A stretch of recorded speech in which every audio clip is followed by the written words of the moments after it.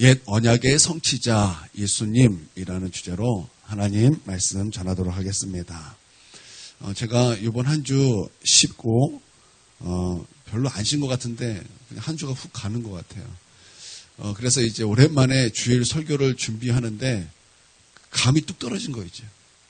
일주일 이거 몇 번 쉬지도 않았는데 잠깐만 내가 설교 준비를 어떻게 했지? 헷갈리는 거예요. 이거 어려운 거예요. 이제 쉬지 말자. 쉬었더니 감만 떨어진다. 그래서 이제 안 쉬려고요. 어찌됐든 우리 하나님께서 오늘 우리에게 은혜 주시기를 바라요. 그리고 어제 좀 힘들었어요. 이렇게 설교 준비하는데 너무 힘들더라고요. 쉬지 말아야 돼. 쉬면 안 될 것 같아. 흐름만 끊기고 내가 어떻게 준비했는데 이게 다 깨져버리더라고요. 그래서 오늘은 어렵게 준비했어요. 그래서 오늘 설교가 좀 어려울 수 있어요. 어렵게 준비해서 어려울 수 있어요. 그렇지만 여러분 오늘 말씀이 조금 딱딱하고 딱 제목 보세요. 제목도 우리가 전에 듣지 못했던 딱 제목이에요. 옛 언약이 뭐야 도대체. 성취가 뭐고 그걸 성취하신 예수님이라니 이게 또 무슨 말이야. 여러분 오늘 좀 어려울 수가 있어요. 준비도 어렵고 듣는 것도 어려울 수 있지만 여러분 그래도 오늘 귀를 쫑긋 여시고 오늘 말씀을 잘 들어보시길 바랍니다. 오늘 이제 말씀은 사실은 이제 다른 거였는데 이제 새벽 예배 설교가 쭉 이어지니까 이제 새벽 예배도 다 끊어졌어요. 이제 제가 했던 다 끊어지고 그래서 다시 시작해야 되는데 다시 시작하려더니 이 말씀이 새벽에 하기에는 참 어려운 설교인 것 같아요. 그래서 이 말씀을 가지고 다시 주일날 설교해서 이제 월요일부터 쭉 끌고 가자라는 마음을 품었더니 이제 그랬더니 이 교회력을 보니까 지금은 교회력으로 어떤 기간입니까? 모르십니까? 교회력으로는 지금 어느 때에 있죠?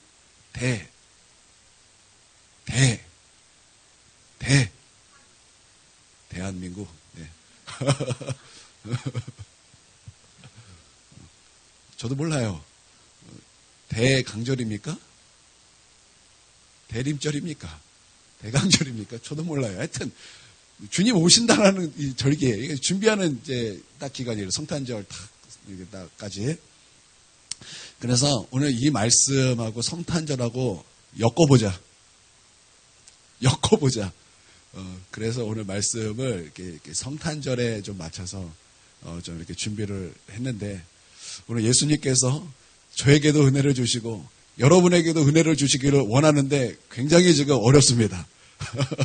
말씀 어렵게 준비해가지고 좀 어렵지만 여러분 우리가 들어왔던 가락이 있어요. 들어왔던 가락이 있으니까 오늘 그래도 여러분 잘 들어주시기를 바랍니다. 오늘 제가 부탁하는 거예요. 잘 들어주세요. 잘 들어주세요. 아멘으로 응원해 주세요. 아마 다음 주부터가 은혜가 있을 거예요. 다음 주부터가. 그럼 마태복음 1장 1절은 마태복음의 시작이면서 동시에 신약의 시작입니다. 그래서 마태복음 1장 1절의 시작은 아브라함과 다윗의 자손 예수 그리스도의 계보라라고 시작하고 있습니다. 이것은 이제 개역 개정판인데 저는 이 말씀보다 개역 한글판의 말씀이 더 멋있어요. 아브라함과 다윗의 자손의 아브라함과 다윗의 자손 예수 그리스도의 세계라. 저는 이 세계라라는 말씀이 좀 더 마음에 와닿고 더 그 말씀이 더 좋아요. 그러나서 이제 예수님의 족보가 착 시작이 됩니다. 그리고 이제 예수님의 족보가 마지막에 이제 예수 그리스도로 맞춰지게 되는 것입니다. 처음도 예수 그리스도로 시작하고 마침도 예수 그리스도로 맞춰지고 있다는 거예요. 그래서 마태는요 이것을 통해서 지금 1장 1절 이 신약을 여는 그 1장 1절에 대해서 무엇을 말씀하고 있는가? 예수 그리스도를 말씀하고 있다는 거예요. 신약의 시작 예수 그리스도라는 거예요. 마태복음의 시작 예수 그리스도라는 거예요. 우리의 믿음의 시작 예수 그리스도라는 것입니다. 또 우리의 마침이 어디냐? 또한 마침도 예수 그리스도라는 거예요. 우리의 전부가 예수 그리스도다라는 것입니다. 아브라함의 자손의 핵심이 무엇인가? 예수님이다라는 거예요. 다윗의 자손의 핵심이 무엇인가? 예수님이다라는 것입니다. 여러분 시작도 예수님이고 마지막도 예수님이에요. 예수님의 우리의 전부가 되시는 줄 믿습니다. 그래서 예수 그리스도를 믿으면 우리는 구원을 받고 예수님을 믿으면 우리는 잘되고 형통함이 있고 예수 믿으면 은혜를 받고 예수가 전부인 거예요. 죄인을 복되게 하신 은혜가 예수님에게 있는 것입니다. 여러분 믿습니까? 여러분 예수가 우리에게 가장 중요하다라는 것입니다. 여러분, 나는 우리 심령에 정말 예수 그리스도 그 이름이 중요하고 그 이름만이 우리의 가장 존귀한 이름이 되기를 바랍니다. 그리고 이제 족보 내용은 이제 약속과 성취에 대한 내용인데, 약속하신 것을 예수님께서 성취하셨다라는 것입니다. 그래서 교회 다니는 성도는 예수 그리스도 이름이 가장 중요하고 예수 그리스도 이름이 가장 귀하다라는 것입니다. 예수 그리스도 이름으로 다 성취했기 때문에 예수님의 이름으로 구원을 받고, 예수님의 이름으로 귀신을 쫓아내고, 예수님의 이름으로 우리는 다시 일어날 수 있고, 우리는 다 예수님의 이름으로 다 하나님께 모든 것을 얻을 수 있다는 것입니다. 여러분, 이것을 믿습니까? 왜냐하면 예수 그리스도는 옛 언약의 성취자이기 때문이다라는 것입니다. 그러므로 우리 성도는요, 예수 이름보다 존귀한 것이 없어요. 예수님 이름보다 귀한 것이 없다라는 것입니다. 그래서 우리는 기도할 때도 그 예수님을 생각하면서 기쁜 거예요. 그 예수님을 생각하면 감사한 거예요. 그 예수님을 생각하면 찬양이 나오는 거예요. 주 예수보다 더 귀한 것은 없네. 예수 밖에는 없네. 여러분, 이것이 우리의 고백이고, 여러분, 이것이 우리의 찬양이 될 수밖에 없다라는 것입니다. 여러분, 믿습니까? 여러분, 나는 우리에게 예수 그리스도의 그 이름이 가장 존귀하고 가장 우리의 삶에서 중요한 것이 되기를 주님의 이름으로 축원드립니다. 여러분, 구약을요, 옛 언약의 시대다 이렇게 말하고 있어요. 여러분, 구약이 왜 구약인지 아세요? 우리는 구약, 신약 이렇게 말을 해요. 그래서 왜 신약인가, 왜 구약인가? 예수 전에는 구약이고 예수 후에는 신약이다 이렇게 알고 있는데, 여러분, 우리는 더 정확하게 할 필요가 있어요. 구약은요, 옛 언약의 시대이기 때문에 구약이에요. 신약이라는 것은요, 그러면 어떤 말씀이겠습니까? 이제 구약이 끝났고 이제는 새 언약의 시대가 되었다라 그래서 신약이다라는 것입니다. 처음 듣죠? 처음 듣죠? 저도 처음 말씀하는 것 같아요. 그렇다면 구약의 문을 폐하시고 신약의 문을 여는 것이 무엇입니까? 옛 언약을 폐하시고 새 언약의 문을 활짝 여는 것이 무엇입니까? 여러분, 그분이 바로 예수 그리스도다라는 거예요. 그래서 우리 예수 그리스도는요, 새 언약의 중보자다 이렇게 말을 하는 것입니다. 주님께서 중보자가 되신다라는 거예요. 중보자가 되신다라는 거, 연결한다라는 거예요. 옛 언약과 새 언약을 연결하시는 분이시다라는 것입니다. 무엇으로 연결합니까? 무엇으로 연결합니까? 여러분, 그것이 바로 오늘 말씀의 핵심이다라는 거예요. 옛 언약을, 옛 구약의 모든 그 율법의 예언과 선지자의 모든 예언을 예수님께서 성취하심으로 우리 가운데 새 언약의 시대를 활짝 열어주셨다라는 것입니다. 할렐루야. 여러분, 이게 얼마나 기쁜 일인지, 이게 얼마나 놀라우는지 나는 이것을 다 깨달을 수 있는 아주 수준 높은 클리닉교회 성도들이 다 되시기를 바랍니다. 지금 한 4분이 그게 뭔 소리예요? 라는 얼굴이셨는데, 여러분, 이것은 굉장히 중요한 것입니다. 여러분, 예수 그리스도가 새 언약의 중보자가 되심을 통해서, 여러분, 예수님께서 십자가에 피 흘리시고 부활하시고 우리 하나님께 올려가심을 통해서 하나님께 성령을 받으셔서 예수 그리스도의 이름을 우리 가운데 성령을 베풀어 주셨다는 것입니다. 성령이 바로 새 언약인데 그 새 언약의 중보자가 예수 그리스도라는 거예요. 예수님이 아니면 우리 가운데 성령이 임하실 수 없고, 예수 그리스도가 아니면 우리 가운데 구원이 임할 수 없고, 예수 그리스도가 아니면 우리 가운데 의롭다 컬을 받을 수 없고, 예수 그리스도가 아니면 우리는 거듭날 수 없다라는 거예요.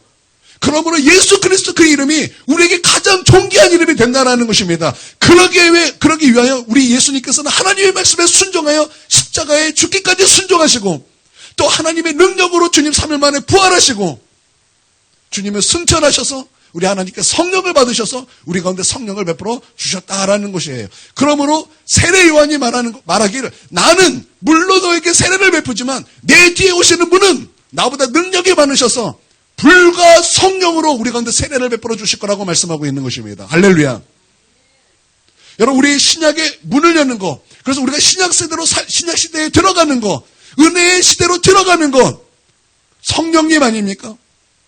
성령님 아닙니까? 그래서 에베소 교회 성도들에게 바울이 뭐라 그랬습니까?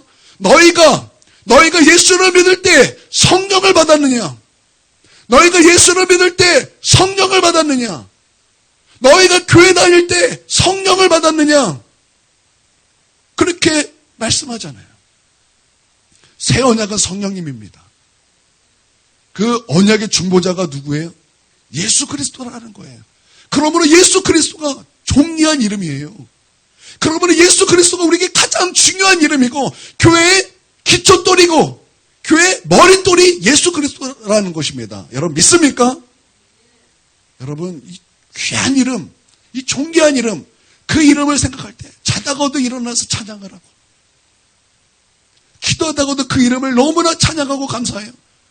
정말 견딜 수 없는 기쁨 가운데 거할 수 있는 저와 여러분이 되어야 될 줄 믿습니다. 그래서 예수 그리스도는 누군가?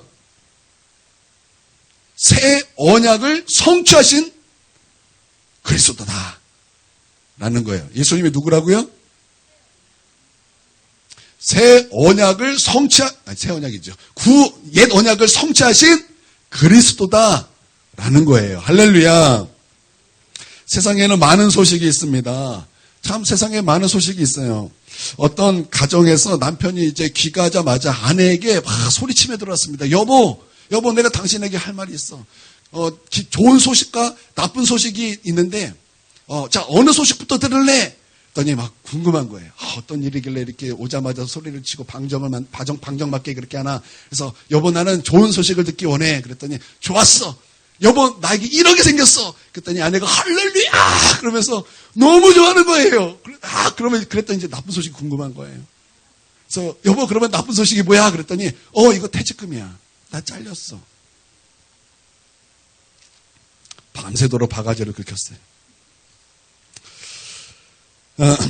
우리가 사는 세상은 온갖 소식들로 꽉 차 있습니다. 이러한 소식들을 뉴스라는 이름으로 방출되고 있다라는 것입니다. 어떤 소식은요, 참 너무나 절망적인 소식입니다. 전쟁의 소식이 끊어지지 않고 사고의 소식도 끊어지지 않습니다. 어떤 가정에 아빠가 자살을 했습니다. 그 가정에는 두 아이가 있었는데 아빠가 자살했으니까 얼마나 그 아이가 충격을 받았겠습니까? 너무나 고통이었고 그것은 아픔이었을 것입니다. 그런데 얼마 후에 그 엄마도 자살을 하게 되었습니다. 여러분 그 자녀가 그 충격과 그 상처를 어떻게 살아갈 수 있겠습니까? 그런데 엄마 아빠만 자살한 것이 아니라 그 삼촌도 자살을 했다라는 것입니다. 여러분 세상에 이런 일이 있을 수 있겠습니까? 여러분 우리는 이런 것을 매스컴에서 들었어요. 여러분 제가 말한 것은요 거짓이 아니라 최신실 가족 아닙니까? 여러분 그 아이들이 어떻게 자랍니까? 그 받았던 상처와 그 슬픔이 어떻겠습니까? 그 아이들이 과연 잘 자랄 수 있겠습니까? 여러분 세상에는 이런 소식들이 계속 천파를 타고 우리 가운데 들려주고 있다라는 것입니다. 여러분 한 개그우먼이 있었습니다. 여러분 개그우먼 주위에는 다 개그맨들이에요. 개그맨이라는 직업은 특징이 무엇입니까? 사람을 웃겨주려는 그런 직업 아니겠습니까? 여러분 사람을 웃겨주는 그 직업, 여러분 그들과 함께 있다면 웃을 일이 얼마나 많겠습니까? 여러분 그렇지 않겠습니까?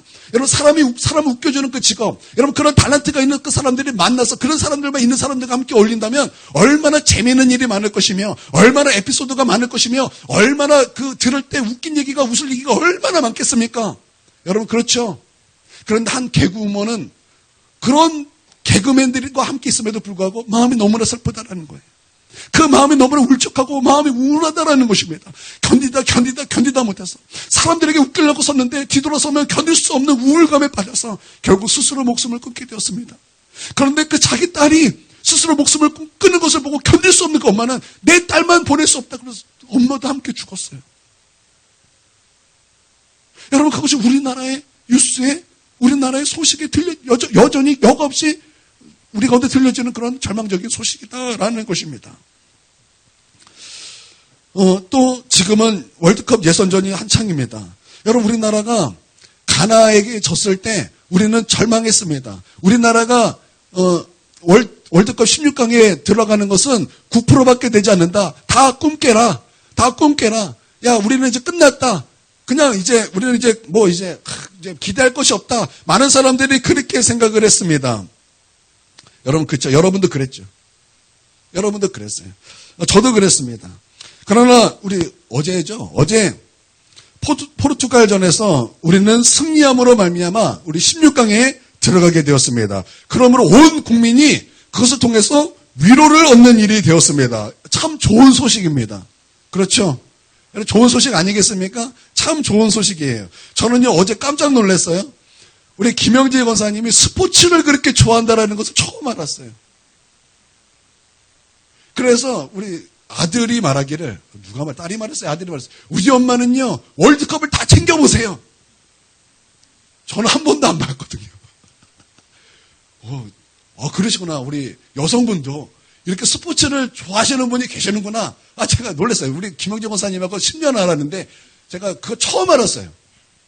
네, 그렇습니다. 우리 김영재 권사님은 스포츠를 좋아하십니다. 그러니까 이 월드컵에 올라간 거 얼마나 좋으셨겠습니까? 얼마나 막 기뻤겠습니까? 그럴 것 같아요. 그래서 온 국민에게 위로가 되고 아주 참 좋은 소식이었습니다. 그러나 우리에게는 좋은 소식이었지만 다른 누군가에게는 좋은 소식이 아니에요. 그렇죠? 그냥 우리만 좋은 것이고 가나에게는 좋은 소식이 아니고 우루과이에는 좋은 소식이 아니라는 거예요. 또 여러분, 우리가 지금은 좋지만 시간이 지나면 다 잊혀질 소식 아닙니까? 여러분, 그런 소식이라는 것입니다. 그러면 과연 우리의 세상에 우리에게 정말 기쁨을 주는 소식이 존재하는 것일까요? 정말 우리가 사는 이 세상에서 정말 우리에게 기쁨을 주는 그런 좋은 소식은 과연 있는 것일까요? 그냥 나만 듣기에 기쁜 좋은 소식이 아니라 우리 모두가 함께 들으면 들을수록 정말 기쁜 소식, 정말 좋은 소식은 과연 있는 것인가?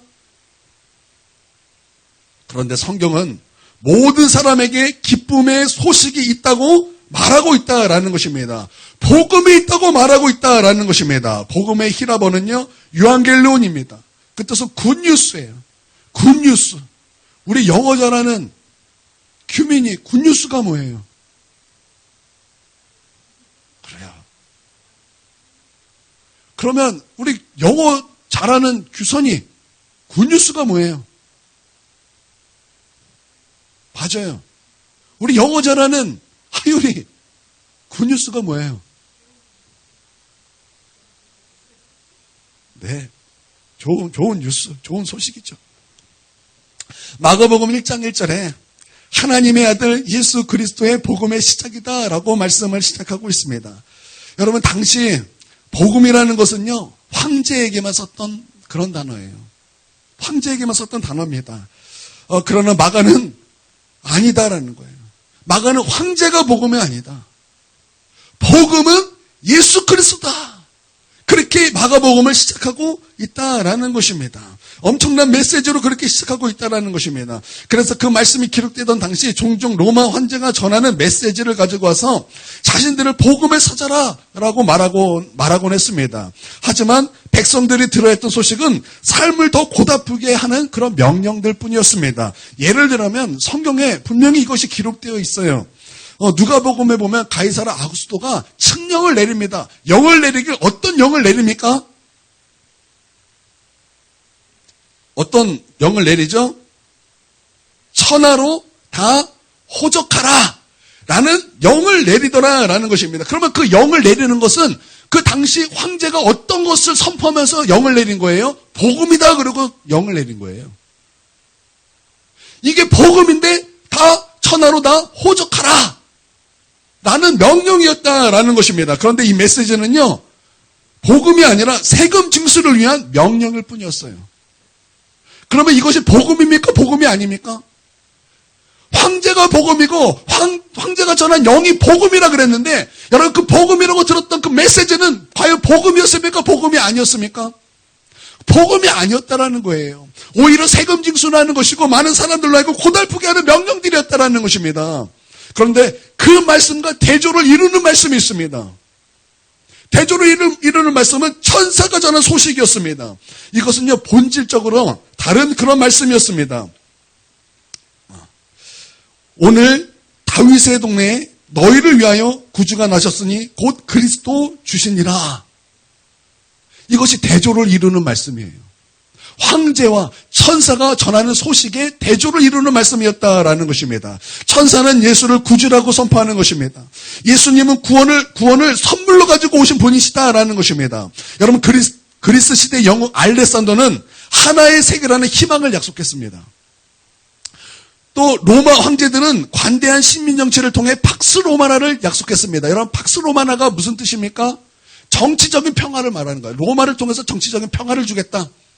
그게 팍스 로마나라는 것입니다.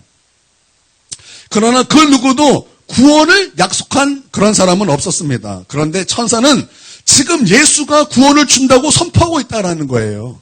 그리스도 예수가 바로 구약에 약속된 하나님께서 친히 기름 부어 보내신 구세주 곧 메시아라고 선포하고 있다라는 것입니다. 그가 참된 왕이며 그가 참된 선지자며 그가 하나님과 인간 사이에 참된 중보자 제사장이라고 선언하고 있다라는 것입니다. 그러므로 바로 그리스도 예수님께서 오심으로 주 예수를 믿으라. 그리하면 너와 내 집이 구원을 받으리라 라는 그런 메시지가 선포하는 것이 가능해졌고, 또 믿음으로 구원 얻은 자는 하나님의 나라로 살아갈 수 있는, 하나님의 나라를 누릴 수 있는, 주님의 평화를 살아갈 수 있는 그런 놀라운 일이 가능하게 되었다라는 것입니다. 그렇게 예수가 그리스도이시며 복음이시다라고 말씀하시면서 마태복음이 시작하고 있다는 거예요. 그러니까 이 마태복음의 핵심이 무엇입니까? 바로 옛 언약을 성취하신 예수 그리스도다라는 거예요. 여러분 믿습니까? 그러므로 다시 우리가 이제 본문으로 돌아와서 옛 언약의 성취자 예수님께서 어떤 언약을 성취하셨는가? 이렇게 말씀은요. 아브라함이라고 하신 것은요. 예수님께서 아브라함의 자손으로 아브라함의 언약을 성취하셨다라는 것을 우리 가운데 말씀하고 있는 거예요. 여러분 아브라함의 언약은 무엇입니까? 여러분 아브라함의 언약이 무엇입니까? 여러분 우리가 이것을 중요하게 여기셔야 됩니다. 아브라함의 언약은요 정말 놀라운 우리 가운데 약속이에요. 그리고 그 언약은 예수 그리스도께서 이루셨고 여전히 예수 그리스도 통해서 우리에게도 그 언약이 성취되는 거예요. 그러므로 아브라함의 언약을 아는 것은 굉장히 중요한 것입니다. 아브라함의 언약이 무엇이냐면 내가 복의 근원이 되고 나로 말미암아 모든 민족의 복을 받을 것이다 라는 것이 아브라함의 언약입니다. 듣고 보니 아는 거죠. 아브라함의 언약이 무엇이냐고 할 때는 몰랐지만 듣고 보니 아브라함의 언약이 무엇인지 우리는 알아요. 내가 복의 근원이 되는 거예요. 여러분 예수 그리스도로 말미암아 여러분은 복의 근원이십니다. 여러분을 저주하는 자는 저주를 받을 것이고 여러분을 축복하는 자는 복을 받게 될 것입니다. 왜냐하면 여러분은 복의 근원이기 때문입니다. 뿐만 아니라 모든 족속이 여러분을 통해서 복을 받게 될 것입니다. 여러분 근데 그거 말이 됩니까? 근데 그게 말이 됩니까? 한 사람으로 말미암아 모든 족속이 복을 받는 것. 여러분 그게 말이 되는 것일까요? 내가 복의 근원이 되는 것. 누가 나를 축복하면 축복을 받고 누가 나를 저주하면 저주를 받는 복의 근원이 되는 것. 여러분 그게 말이 되는 것일까요? 우리 창세기 12장 1절에 3절을 읽어보도록 하겠습니다. 자 함께 읽습니다. 시작. 여호와께서 아브라함에게 이르시되 너는 너의 고향과 친척과 아버지의 집을 떠나 내가 내게 보여줄 땅으로 가라. 내가 너로 큰 민족을 이루고 내게 복을 주어 내 이름을 창대하게 하리니 너는 복이 될지라. 너를 축복하는 자에게는 내가 복을 내리고 너를 저주하는 자에게는 내가 저주하리니 땅의 모든 족속이 너로 말미암아 복을 얻을 것이라 하신지라. 다 읽었나요? 네. 여러분 어떻게 한 사람 아브라함의 존재가 땅의 모든 족속에게 복을 얻게 할 수 있겠습니까? 여러분 이것은요. 아브라함의 후손인 예수 그리스도를 통해 행하실 온 인류의 구원 계획을 예언한 것입니다. 이것은 예수님을 예언한 말씀이에요. 예수 그리스도를 통해서 모든 족속이 복을 받을 것이고 예수 그리스도를 통해서 우리는 복의 근원이 될 것이다 라는 예언의 말씀이 아브라함의 언약이다라는 것입니다. 할렐루야. 그래서 아브라함의 후손으로 예수님께서 이 땅에 오셨고 그러므로 예수 그리스도를 믿음으로 말미암아 우리는 축복의 사람이 되는 거예요. 여러분 믿습니까? 그래서 여러분 마태는요 아브라함의 후손 아브라함의 언약을 말씀하면서 맨 마지막에 결론을 어떻게 맺고 있습니까? 모든 족속으로 제자를 삼아. 그렇죠? 모든 족속으로 제자를 삼아. 그 다음에 말씀이 뭐예요?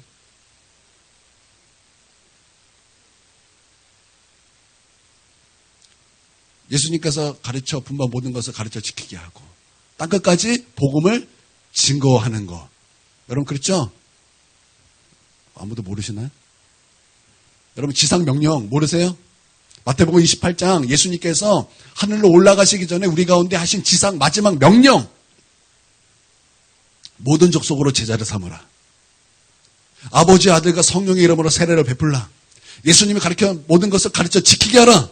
볼지어다 세상 끝날까지 너희와 항상 함께 하시리라. 할렐루야. 전도하라는 거예요.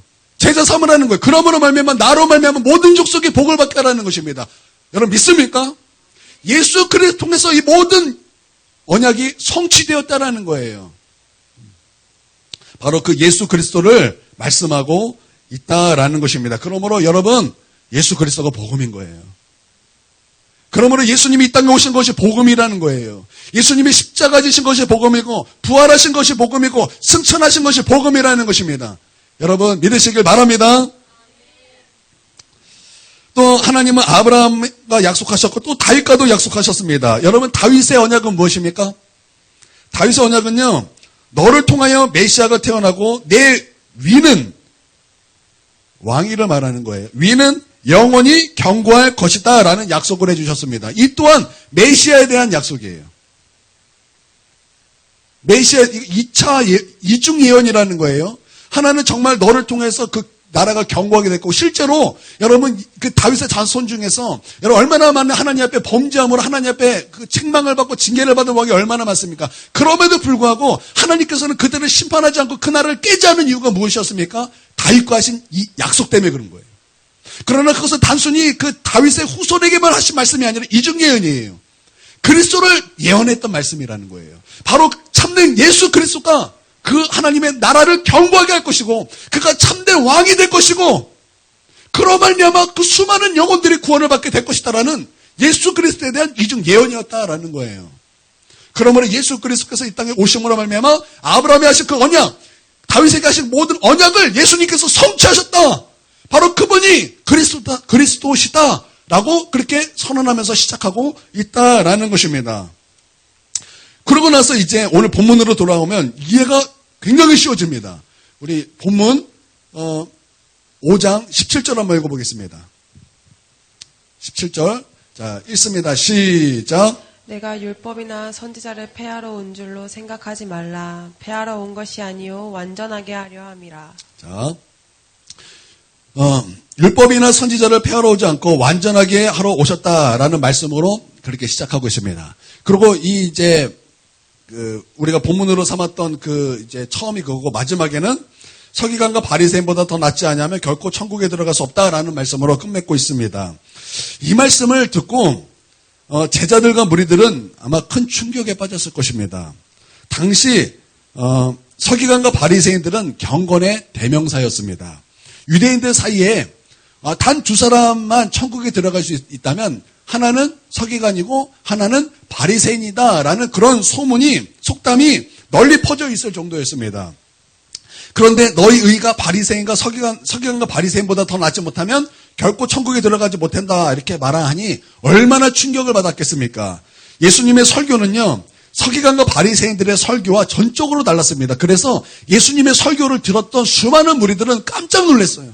우리가 들었던 서기관과 바리새인들의 설교와 너무나 다르다. 권위 있는 하나님의 말씀이다. 그래서 그 말씀이 굉장히 은혜를 받기도 했습니다. 그런데 그 말씀에는 어쩔 때는요. 장로의 유전을 무시했습니다.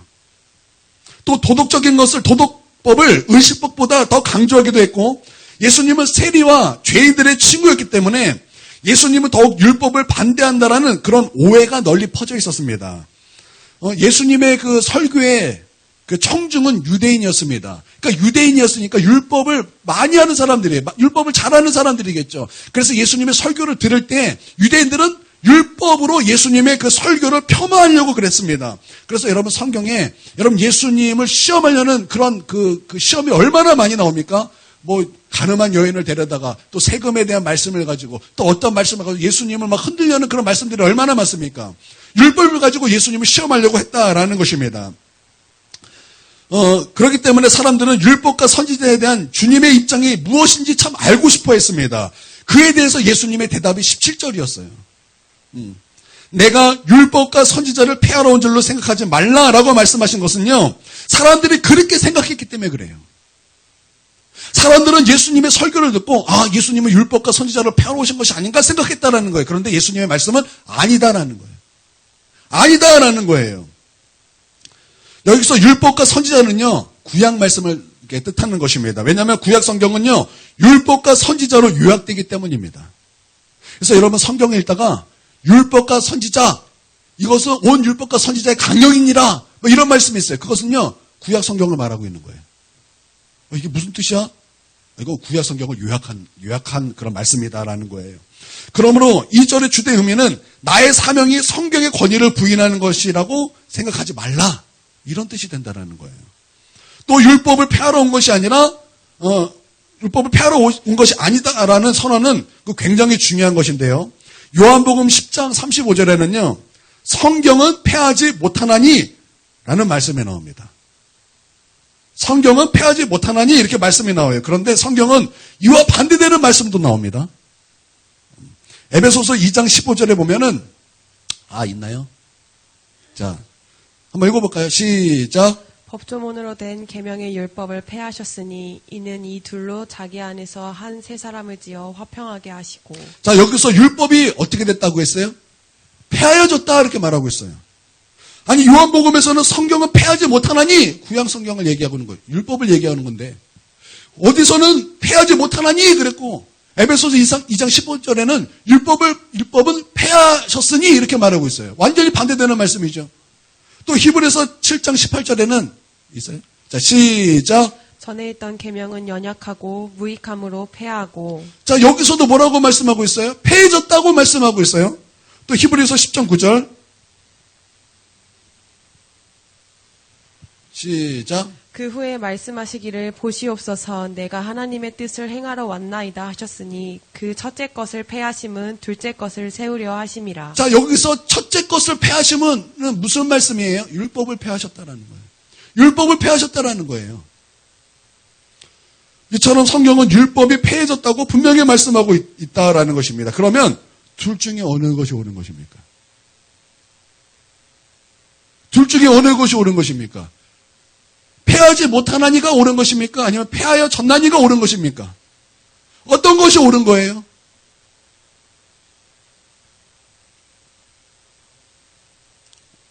우리 이지사님 어떤 것이 옳은 것 같습니까? 우리 규민이 어떤 것이 옳은 것 같아요? 이럴 빨랑 모르겠습니다. 그래. 여러분 어떤 것이 옳은 것 같습니까? 맞아요. 여러분 둘 다 맞는 거예요. 둘 다 맞는 얘기예요. 둘 다 옳다라는 것입니다. 여러분 구약 시대를 새 언약 시대다 이렇게 말합니다. 또 신약 시대를 새 언약의 시대다 이렇게 그래요. 새 언약은요, 옛 언약은 율법을 말하는 거예요. 옛 언약은 율법을 말하는 것이고 새 언약은 복음을 말하는 거예요. 그러므로 새 언약 시대는 지나갔습니다. 지금은 자꾸 헷갈리네. 옛 언약은 지나갔습니다. 그리고 지금은 새 언약의 시대입니다. 그러므로 신약 시대에 사는 우리에게는 구약은 지나간 거예요. 시효가 끝났다라는 거예요. 시효가 끝나고 폐하여졌다라는 것입니다. 바울은 로마서와 갈라디아에서 율법이 폐하여졌다고 주장하면서 그것을 정확하게 강조했는데 로마서 10장 4절만 한번 좀 보도록 하겠습니다. 로마서 10장 4절. 자, 시작. 그리스도는 모든 믿는 자에게 의를 이루기 위하여 율법의 마침이 되시니라. 자, 그리스도는 모든 믿는 자들에게 의를 이루기 위하여 율법의 마침이 되시느니라. 그러므로 예수 그리스도를 통해서 율법이 폐해졌다는, 구약이 폐해졌다는 거예요. 그러면서 예수 그리스도를 통해서 어떤 시대가 열렸다는 거예요? 새 언약 시대가 열렸다는 것입니다. 여러분 믿습니까? 그러니까 여러분 우리 앞에서 들었던 말씀하고 조화를 이루죠. 연결이 되죠. 이해가 되죠. 안 됩니까? 될 텐데요. 될 것인데요. 여러분이 이해하고 있습니다. 너무 잘 이해하고 있습니다. 그렇죠? 자, 그러므로 마태복음에서는 옛 언약의 성취자 예수 그리스도, 그분을 믿으라라고 말씀하고 있는 거예요. 그분을 믿어라. 구약은 바로 그 예수 그리스도를 말씀하고 있는 것이다. 그분을 예언하고 있는 것이다. 율법의 예언은 예수 그리스도예요. 선지자의 예언은 예수 그리스도예요. 바로 그 예수 그리스도가 그리스도로 오셨다라는 것입니다. 할렐루야. 그러므로 그분을 믿으라는 거예요. 예수를 믿으라는 거예요. 예수 그리스도를 믿을 때 성령이 우리 가운데 임하고 예수 그리스도를 통하여 예수 그리스도의 나라, 예수 그리스도가 참된 왕이시기 때문에 예수 그리스도의 그 나라가 우리가 예수 그리스도를 믿을 때 우리 가운데 임하신다라는 거예요. 할렐루야. 그러므로 예수 그리스도는 율법의 마침이 되신 거예요. 그러므로 구약을 폐하신 거예요. 그리고 완성시키신 거예요. 여러분 믿습니까? 그래서 이것은요, 예수 그리스도를 믿는 우리에게 주신 거예요. 너무나 오늘 좀 수준이 높아요. 오늘 좀 수준이 높은데 여러분 막 알아듣고 계신 거죠? 우리 예전에는 조금 수준이 높으면은 다 이제는 우리 이러다가 이제는 우리 주 예수 그리스도가 내가 이렇게 됐어요. 이제는 여러분은 막 이제 이해하고 있는 것 같아요. 이제 여러분은 막 좀 듣는 것 같아요. 우리 동현이 알아들어요? 알아들어요? 뭐 다 알아들었어요, 우리. 우리 전부 다 아는 거예요, 이제. 자, 그러므로 율법은 폐하진 것이 아니라 완성된 거예요. 완성된 것입니다. 그런데 또 모세 율법은 폐하해졌어요. 여러분, 우리는 더 이상 모세의 율법을 따라 신앙생활할 필요가 없어요. 모르겠는데 이상한 말 아닌가요? 막 여러분 그렇게 생각할 수 있겠는데 여러분 조금 더 이상한 말이 아닙니다. 그러므로 여러분 그러나 율법을 지키지 않아도 된다는 의미는 아니에요. 모세 율법을 따라 신앙생활할 필요가 없지만 율법을 지키지 않아도 된다는 것이 아닙니다. 왜냐하면 예수님께서는 율법을 완전하게 하셨기 때문입니다. 그러므로 우리 가운데 모세의 율법을 재료로 삼아서 우리 가운데 주시는 새로운 율법이 있어요. 그것이 무엇이냐? 바로 그리스도의 율법이다라는 것입니다. 할렐루야.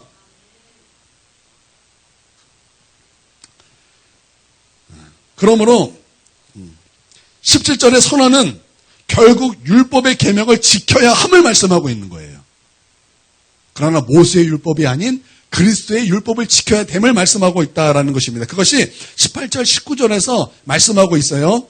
자, 진실로 너희에게 이르노니 천지가 없어지기 전에는 율법의 1.1획도 결코 없어지지 아니하고 다 이르리라. 그러므로 누구든지 이 계명 중에 지극히 작은 거 하나라도 버리고 또 그같이 사람들을 가르치는 자는 천국에서 지극히 작다 일컬음을 받을 것이요 누구든지 이를 행하며 가르치는 자는 천국에서 크다 일컬음을 받으리라. 말씀 지켜야 된다는 거예요. 여러분 천국에서 큰 자가 되길 원하십니까? 저는요 천국에 관심이 있어요. 그래서 저는요 회개에 관심이 있어요. 그래서 저는 기도에 관심이 있어요. 그래서 저는요 하나님 앞에 깨어있는 것에 관심이 있어요. 때로는 패배하고 때로는 쓰러져요. 근데 거기에 머물러 있고 싶지 않아요. 왜냐하면 나는 천국에 관심이 있기 때문에 그래요. 근데 단순히 천국에만 관심이 있는 것이 아니라 이제는 천국에서 큰 자가 되는 것도 관심이 있어야 되는 거예요. 우리는 천국에서 이 땅에처럼 100년이 있는 것이 아니에요. 여러분 우리가 천국에서 영원히 있어야 되는 거예요. 근데 영원히 있을 곳에서 나는 천국에서 작은 자가 되는 것이 아니라 나는 천국에서 큰 자가 되기를 원합니다. 여러분 나는 우리가 천국에 들어가는 것만 관심이 있는 것이 아니라 천국에서 큰 자가 되는 것에 관심이 있는 저와 여러분이 되기를 바랍니다. 그렇기 때문에 나는 여러분이 기도하는 것에 관심이 있길 바랍니다. 나는 여러분들이 회개하는 것에 관심이 있길 바랍니다. 나는 여러분들이 사랑하는 것에 관심이 있길 바랍니다. 나는 여러분이 헌신하는 것에 관심이 있기를 바랍니다. 나는 여러분들이 충성하는 것에 관심이 있길 바랍니다. 나는 여러분들이 나는 죽고 내 안에 예수 그리스도가 사는 것에 관심이 있기를 바랍니다. 육신대로 사는 것에 관심이 있는 것이 아니라 성령을 따라 사는 것에 관심이 있기를 주님의 이름으로 축원드립니다. 왜냐하면 우리는 천국에 관심이 있기 때문입니다. 그러나 우리는 여기서 멈추는 것이 아니라 천국에서 큰 자가 되는 것에 천국에서 큰 자가 되는 것에 관심 있는 저와 여러분이 되길 바랍니다. 천국에서 큰 자는 무엇입니까? 하나님의 말씀을 빠지지 않고 가리키고 행하는 사람, 그 사람이 바로 천국에서 큰 자예요. 말씀이 이러는데 여전히 나는 사사기로 사는 거. 여러분, 큰 자가 될 수 없어요. 큰 자가 될 수 없어요. 사사기로 살다가는 천국도 못 갈 수도 있어요. 내 소견에 오는 대로 살다가 내 마음대로 살겠다. 여러분, 그런 사람은요, 천국에 들어가지 못할 수도 있어요. 그러나 천국, 또 그 이상의 천국에서 큰 자가 되는, 그것에 관심이 있는 저와 여러분이 되기를 주님의 이름으로 축원드립니다. 그런데 이것은요, 우리에게 굉장히 큰 분별력을 줍니다. 예를 들어서 우리에게 참 어려운 난제를 해결해 주는데, 우리가 십계명에서 안식일을 기억하여 거룩하게 지키라 이렇게 말씀이 되어 있어요. 그러면 우리가 그리스도의 율법을 지키는 사람으로서, 이건 모세의 율법이잖아요. 안식일을 거룩하게 지켜라. 그러면 우리는 어떻게 되는 것입니까? 어떻게 되는 것입니까? 우리는 여기 성경에 말한 안식일을 지키는 것이 아니라 예수님께서 그 율법을 완성시키셨기 때문에, 마침이 되셨기 때문에 우리는 주일을 지키는 거예요. 예수님께서 십자가에 죽으시고 부활하심을 통해서 그 부활하신 날을 주님의 날로 우리 하나님 앞에 기억하여 거룩하게 지키는 것입니다. 여러분 믿습니까? 그렇게 우리 가운데 분별력을 준다라는 거예요. 그러나 여전히 율법은 건재하며 그것을 지켜야 하는 것입니다. 그러나 모세의 율법이 아니라 그리스도의 율법을 지켜야 한다라는 것입니다. 그리스도의 율법이 무엇인가 아는 것이 중요한데요. 제가 아주 간략하게 여러분 말씀을 드릴게요. 율법은요, 의식법, 도덕법, 사회법, 민법이라 그래요. 이 세 가지로 이렇게 나누는데요. 산상수훈에는요, 몇 가지를 예를 들었어요. 그런데 그 몇 가지는요, 이 전체를 충분히 설명하기에 딱 맞습니다. 주님께서 전체를 우리가 다 알 수 있도록 몇 가지 예를 드신 거예요. 의식법은 예수님께서 단번에 죽으심으로 제물이 되셨습니다. 믿습니까? 주님께서 십자가에서 단번에 죽으심을 통해서 완전한 제물이 되셨어요. 그래서 우리는요, 이스라엘 백성들이 모세 율법을 따라서 속죄제를 드렸고, 번제를 드렸고, 속건제를 드렸고, 화목제를 드렸고, 그것처럼 우리는 드리지 않아도 된다는 거예요. 왜냐하면 예수님께서 완전한 제물이 되셨기 때문에. 이스라엘 백성은 1년에 한 번씩 온 민족의 죄를 제사장이 그 죄를 짊어지고 하나님의 지성소 안에 들어갔어요. 하나님 앞에 나아갔어요. 그래서 우리 모든 이스라엘의 죄를 다 덮었어요. 근데 그건 불완전해요. 그래서 1년에 한 번씩 동물의 죄로 우리의 죄를 덮을 뿐이에요. 그러나 예수 그리스도는 십자가에 풀리셔서 그 피로 말미암아 우리의 죄를 단번에 씻기셨다라는 것입니다. 여러분 믿습니까? 예수님께서 모세의 율법을 완전히 성취하셨어요. 그래서 우리는 모세의 율법을 따라서 그렇게 제사하는 것이 아니라 우리 하나님 앞에 나와 우리는 예배합니다. 하나님을 경배합니다. 때로는 감사하며 하나님을 경배하며 하나님을 찬송하며 하나님을 노래하며 하나님 앞에 모든 것을 내어드리며 갈망하며 그렇게 하나님 앞에 예배하는 거예요. 할렐루야. 우리가 하나님 앞에 이렇게 예배하는 것은요, 예수 그리스도로 말미암아 그래요. 이렇게 하나님께 예배할 수 있는 것은 예수 그리스도가 성취자이기 때문에 그래요. 얼마나 감사합니까?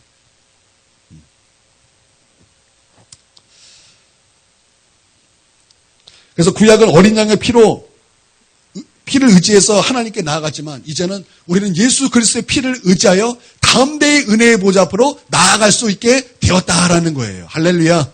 얼마나 감사합니까? 우리는 예수 그리스도의 피를 의지하여 다음 대의 은혜의 보좌 앞으로 나아가는 것입니다. 감동적이지 않습니까? 여러분 놀랍지 않습니까? 우리는 예수 그리스도의 그 피를 의지하여 우리 하나님의 은혜의 보좌 앞으로 나가는 거예요. 얼마나 감사합니까? 우리 규선이는 뭐해? 뭐예요? 책 읽어요? 아니에요. 뭐예요? 묵상하고 있어요? 저를 봐주세요. 네, 사회법, 민법은요, 동해복수법으로, 처음 듣죠? 동해복수법이라는 게 있어요. 그러니까, 오른뺨을 딱 치면은 왼뺨도 딱 돌려대라. 오리를 가면 심리를 가져라. 그게 동해복수법이거든요. 이제 우리가 이제 새벽에 말씀을 다룰 거예요. 이제 그렇게 말씀이 있고요. 그리고 이제 도덕법으로는 이제 주님께서는 십계명 6, 7계명으로 이렇게 나옵니다. 예. 하도 요즘에 자주 말해서 여러분 이제 기억하셔요. 구약은 살인하지 말라 그랬지만 예수님께서는 노하는 것마다 살인하는 것이고 또 뭐 나가라는 거, 욕하는 것도 살인하는 것이고 미련한 놈이라고 말하는 것도 살인하는 것이고 이거 지옥 판결 받는 일이다 말씀하셨어요.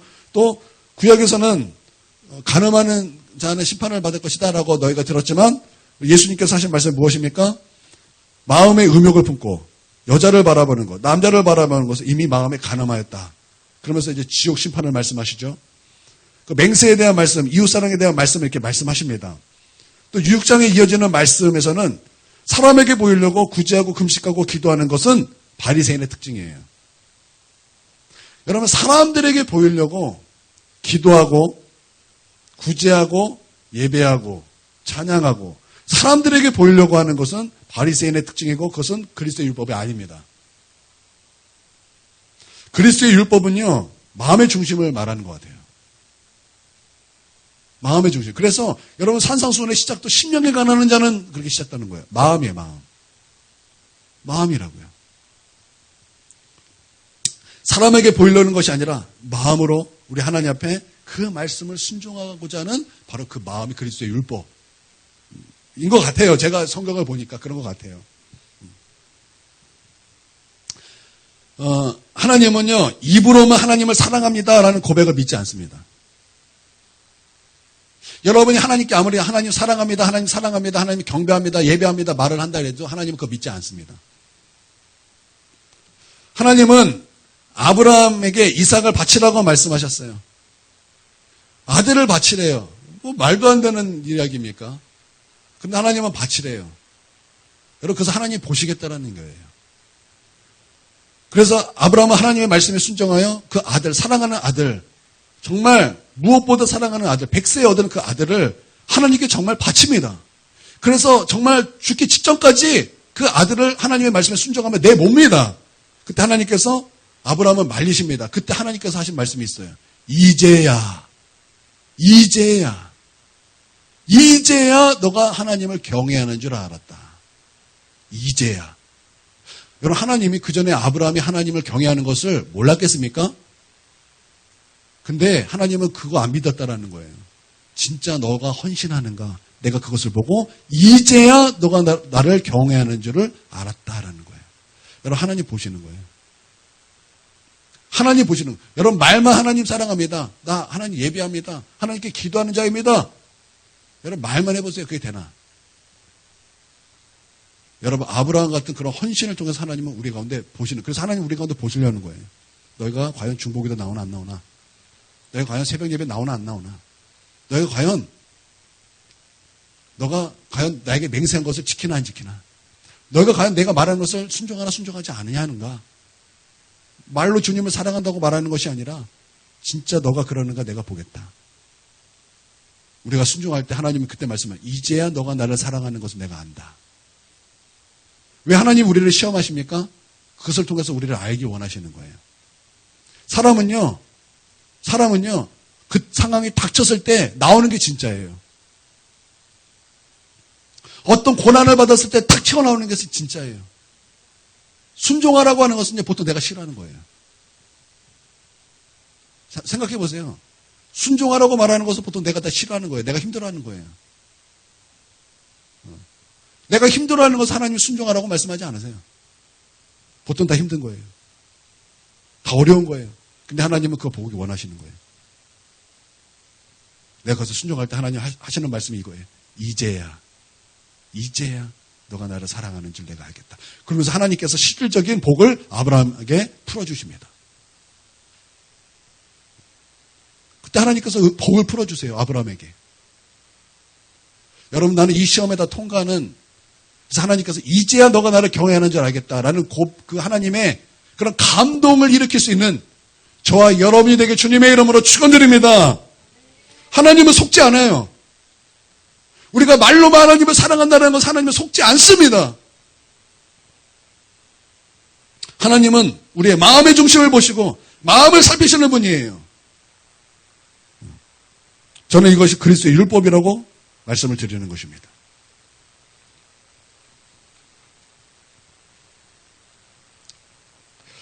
여러분, 말씀을 정리하겠습니다. 예수님께서 언약의 성취자이십니다. 여러분 믿습니까? 그러므로 중보자가 되셔서 우리 가운데 새 언약을 활짝 열어주셨습니다. 그래서 예수 그리스도를 믿으면 구원을 받고, 예수 그리스도를 믿으면 성령을 받고, 예수 그리스도를 믿으면 복을 받고, 예수 그리스도를 믿으면 형통하고, 예수 그리스도를 믿으면 하나님의 은혜가 있는 거예요. 할렐루야. 나는 하나님께서 주시는 놀라우신 은혜로 살아가는 저와 여러분이 되기를 바랍니다. 그러므로 복된 자가 되시고 복의 근원이 되시고 나를 통해서 수많은 민족이 구원을 받는, 나를 통해서 가정이 구원을 받고, 나를 통해서 직장이 복을 받고, 나를 통해서 내가 속한 곳이 복을 받는 그런 복의 근원이 다 되시기를 바랍니다. 그래서 예수님 이름만 생각하면 막 하나님을 경배하고, 기도하다가도 예수 그리스도가 그리스도이신 것이 막 찬송의 제목이 돼서 막 한량없이 하나님을 찬송하고 하나님의 이름을 높이고 주님의 이름을 송축하고. 여러분 요한계시록에 보면요, 여러분 수많은 믿음의 조상들이, 천국 천사들이 그 하나님을 그렇게 찬송하는 거예요. 예수님을 찬송하는 거예요. 그리스도를 찬송하는 거예요. 승리하신 예수님을 찬송하는 거예요. 십자가에 죽으신 예수님을 찬송하는 거예요. 언약의 중보자이신 주님을 찬송하는 거예요. 언약을 성취하신 예수님을 찬송하는 거예요. 할렐루야. 여러분 그렇게 하나님을 찬송하고 예수님을 찬송하는 저와 여러분이 되기를 바랍니다. 오늘 말씀이 조금 수준이 높았어요. 이 수준 높은 말씀에 여러분 은혜 받으셨습니까? 여러분 이 정도의 은혜를 받으셔야 돼요. 맨날 쉬운 설교만 들어가지고 쉬운 것만 좋습니다. 갑자기 딱딱한 설교 딱 들으면 갑자기 막 쏟아지는 건 졸음뿐이다. 그러면은 안 돼요. 이런 말씀에도 아멘 할 때 여러분의 기도가 달라지는 거예요. 여러분은 정말 하나님을 묵상하며 그것 하나님을 즐거움으로 여길 수 있는 그런 믿음이 되는 거예요. 그러실 수 있는 저와 여러분이 되길 바랍니다. 함께 기도할 것인데요, 이 시간 우리 위하여 중보자가 되신 그 예수님의 이름을 높이며, 우리 전도사님 찬양 인도할 때도 그 예수님 높이세요. 그 높이며 주님을 찬양하세요. 이 시간 우리 함께 우리 주님을 높이면서 찬송하면서 경배하면서 함께 기도하겠습니다. 기도합니다. 주님, 아버지, 우리 가운데 새 언약의 성취자로 오시네 감사드립니다. 아버지의 언약을 폐하시고 우리 예수 그리스도가 모든 옛 언약을 우리 완성하시고 우리 가운데 새 언약의 시대를 열어주신 우리 예수님이 그리스도이신 것을 찬양하고 경배합니다. 하나님을 찬양합니다. 주님, 나를 위하여 십자가에 흘리신 주님을 찬송합니다. 보좌가 되시고 그 피로 나를 구원하신 것을 찬송합니다. 우리가 이제는 그 피를 의지하여 내 모자 앞으로 담대히 나아갑니다. 주님, 나를 위하여 십자가에 흘리신 것을 찬양합니다. 예수가 그리스도이신 것을 찬양합니다. 그 주님을 경배합니다. 하나님 앞에 엎드려 하나님을 경배하는 하나님의 백성들이 될 수 있도록 주님 역사하여 주시옵소서. 아버지 모든 율법을 완성시키신 예수 그리스도를 아버지 우리가 찬양케 하여 주시옵소서. 아버지 모세의 율법을 폐하셨으니 우리가 그리스도의 율법을 지키는 그리스도의 율법에 순종하는 우리가 되게 하여 주시옵소서. 아버지 완전한 그리스도의 율법, 그리스도의 율법을 순종하며 나아가게 하시옵소서. 아버지 우리가 다른 것을 지키는 것이 아니라, 다른 것에 순종하는 것이 아니라, 아버지 우리가 오직 예수 그리스도의 그 말씀과 그 율법에 순종하며 나아가는 우리가 되게 하시옵고, 아버지 그 그리스도를 찬양케 하시옵소서. 아버지 우리 가운데 오신 새 언약의 완벽한 그 중보자로 오신 예수 그리스도를 찬양하며 경배하며 예배하며 나아가는 우리가 될 수 있도록 주님 역사하여 주시옵소서. 아버지 나의 예배의 대상이, 아버지 나의 경배의 대상이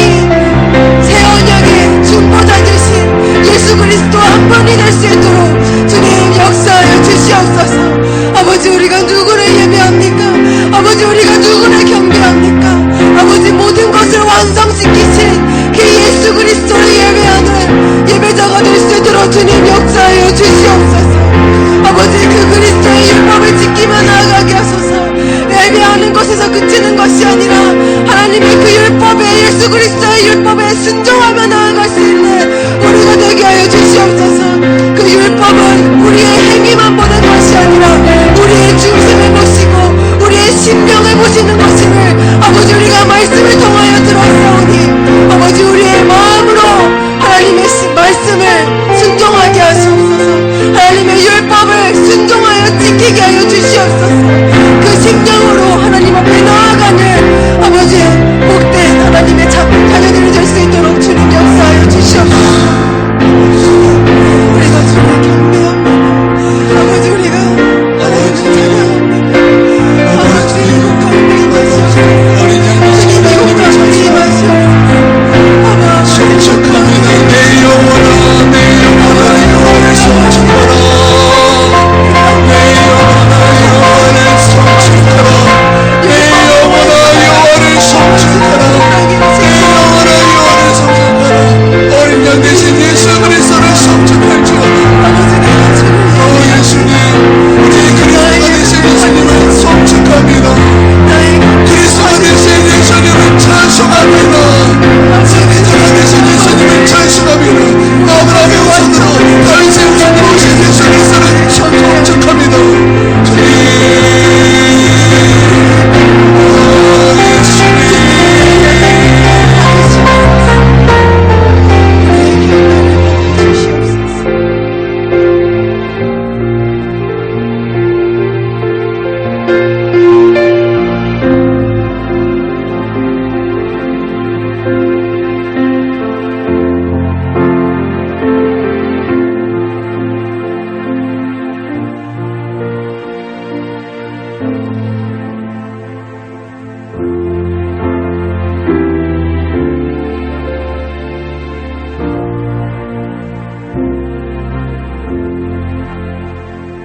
예수님의 이름으로 기도합니다. 아멘.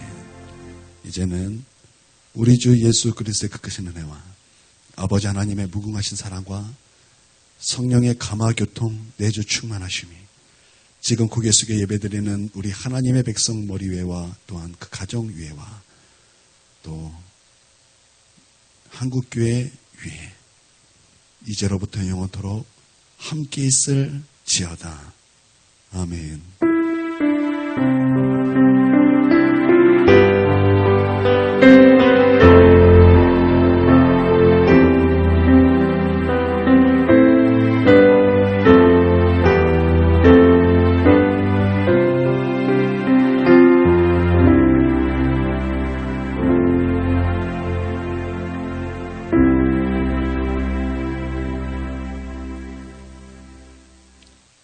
예배를 마치겠습니다.